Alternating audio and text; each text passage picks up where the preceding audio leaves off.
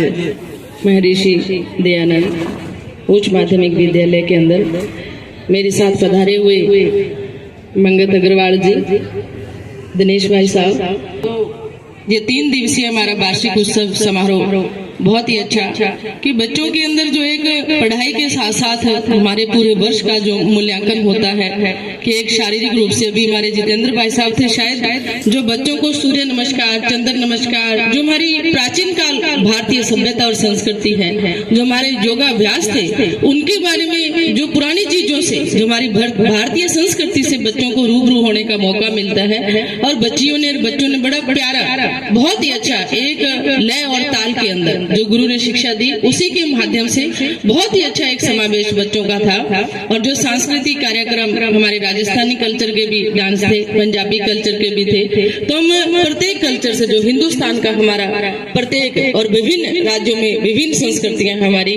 उनका समावेश किया।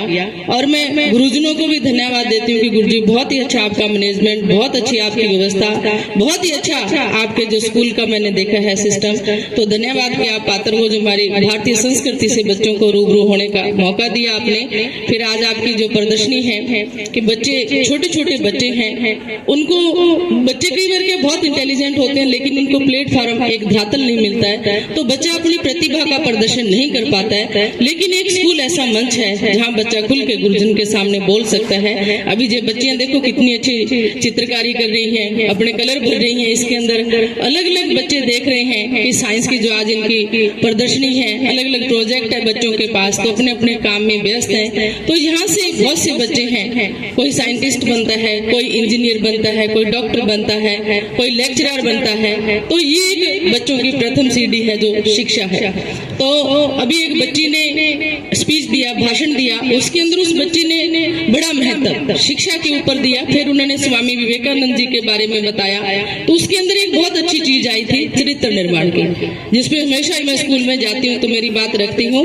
तो विशेष तौर पे मेरे बच्चों और मेरी बेटियों से मैं ये कहना चाहती हूँ कि बेटा, आप सीनियर में हो, 11th में हो, तो आप में अच्छी मेच्योरिटी है। आपके गुरुजन, आपके माता पिता जो बात आपको कहते हैं उसको हमेशा आपने ध्यान में रखना है। मैं आपकी तरह थी, ये बात मैं हर मन से कहती हूँ कि बेटा, गुरुजन होता वो कभी ये नहीं सोचता कि उसके बच्चे का, वो हमेशा सोचता है कि मेरे स्कूल का बच्चा वो मेरिट में आए, मेरे स्कूल का नाम रोशन हो। तो आपकी तरह बेटा, मैं 8वीं कक्षा में थी, मैं आप बच्चियों से विशेष तौर पे ये बात कहना चाहती हूँ। बीना बिड़गुजर मेरी साइंस की राजा राम वैसा टीचर थी, तो सीनियर में मैं बीकानेर के अंदर थी, उस टाइम 8वीं कक्षा में थी, स्कूल लड़कियों का था।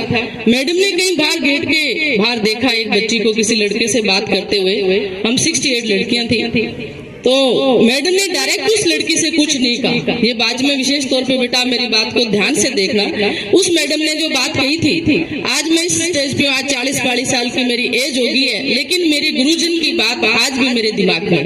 वीणा बड़गुजर मैडम साइंस की टीचर थी, उसने एक बात कही कि बेटा, औरत के पास एक आंचल होता है।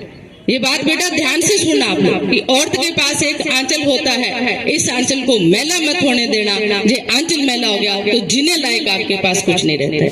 2 शब्दों की लाइन थी मेरे अध्यापक की, आज भी मेरे पल्लू पे बंधी हुई वो बात है।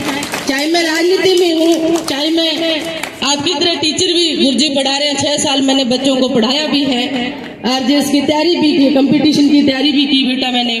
लेकिन आज जो मेरा फील्ड है, इसमें हर तरह की जनमान समय मिलता है, लेकिन अपने आप को स्थापित रखना, अपने आप को बेटा बचा के रखना, एक लक्ष्य तय करना कि आपने डॉक्टर बनना है, इंजीनियर बनना है, आपने एक साइंटिस्ट बनना है, क्या बनना है, और उस लक्ष्य का पीछा पूरी ईमानदारी के साथ, पूरी मेहनत के साथ, पूरी लगन के साथ आप लोग उसकी मेहनत करोगे तो वो लक्ष्य आपको जरूर मिलता है। आज मैं एमएलए बनी हूँ तो 15 साल का स्ट्रगल था, हारी थी मैं, तो क्या हार भी होती है बेटा, जीत भी होती है। इसमें आप कोई कंपटीशन का पेपर देते हो, उसमें फेल भी होते हो, पास भी होते हो, तो कभी घबराना नहीं चाहिए आपको बेटा।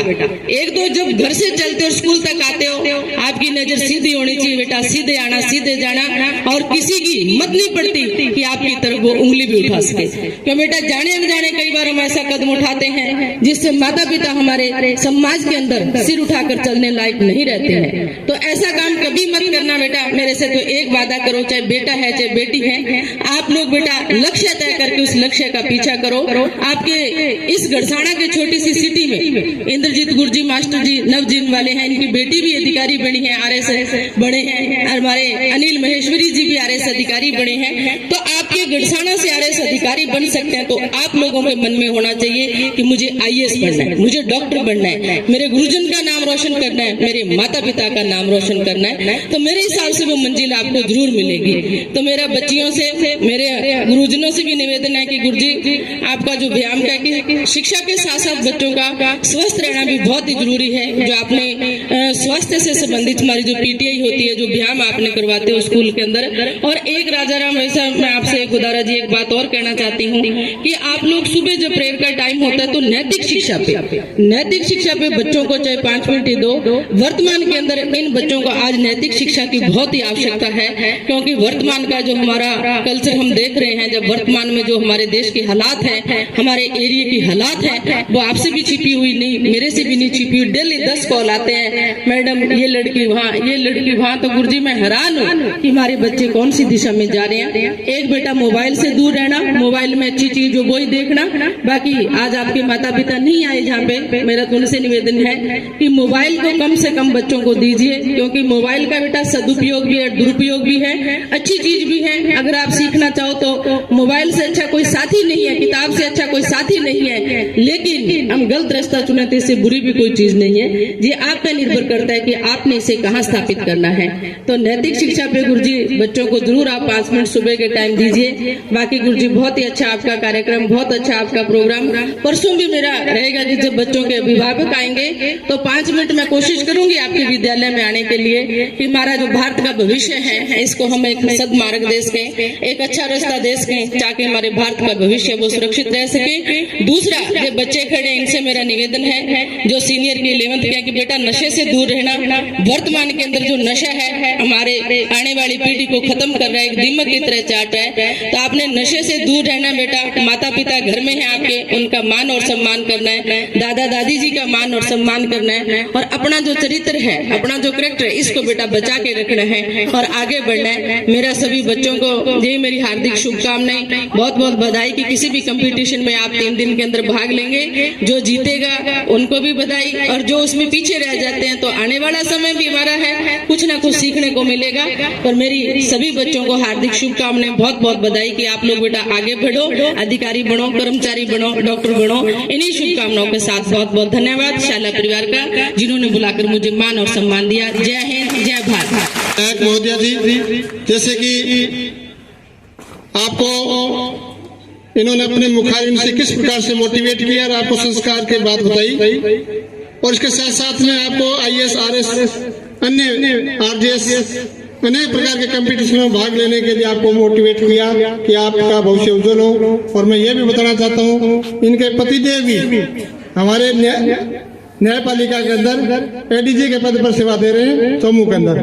तो हमारा सौभाग्य है कि हमारे इस घसना क्षेत्र के, शायद मैं जानता हूँ अभी तो एक हमारी मुंशी यहाँ बेटी पास हुई है जो योगेश जी की सिस्टर है, और शायद आपके पहले होंगे इस क्षेत्र से। इनके पतिदेव जो प्रथम न्यायपालिका के अंदर गए और मुंशी से अपना सेवा कार्य शुरू किया, जो आज एडीजी के पद पर विराजमान है। तो ऐसे सौभाग्यशाली विधायक महोदया जी हमारे बीच में आए, और हम बहुत बच्चे सभी हम बहुत प्रफुल्लित हुए आपके आने पर। और मैं आपसे एक निवेदन करता हूं कि परसों का जो हमारा फाइनल कार्यक्रम है, आप चाहे 10 मिनट आए, चाहे 20 मिनट आए, चाहे घंटा आए, आप आए जरूर। हमें बहुत खुशी होगी कि आप उस दिन भी आएंगे तो बच्चों को आपके हाथों से सम्मान भी मिलेगा। तो बच्चे भी पसंद होंगे कि हमारे अनूपगढ़ क्षेत्र के प्रथम महिला विधायिका हमारे बीच में आई और हमारे को सम्मान दिया। अगले सत्र में 2005 में हमारा पहला बैच इस संस्था से निकला था, और 2005 से लेकर 2003 बच्चे हमारे 5वीं के बाद नवोदय चले गए थे, अनेक बच्चे, और कुछ 8वीं के बाद में नवोदय चले। तो हम एक बहुत बड़ा कार्यक्रम अगले सत्र में लेकर आ रहे हैं, 3 दिवसीय मंत्री विधायकगण भी उसमें कार्यक्रम में प्रतिनिधित्व करें, ऐसी आशा है। और उस कार्यक्रम के तहत हम एक 6-7 प्रकार के सम्मेलन रखते हैं। उस बैंक के अंदर, शिक्षा के अंदर, चिकित्सा के अंदर, वेटनरी में और कृषि के अंदर अपना अच्छा कार्य कर रहे हैं। तो उन सब विद्यार्थियों का एक हम 2000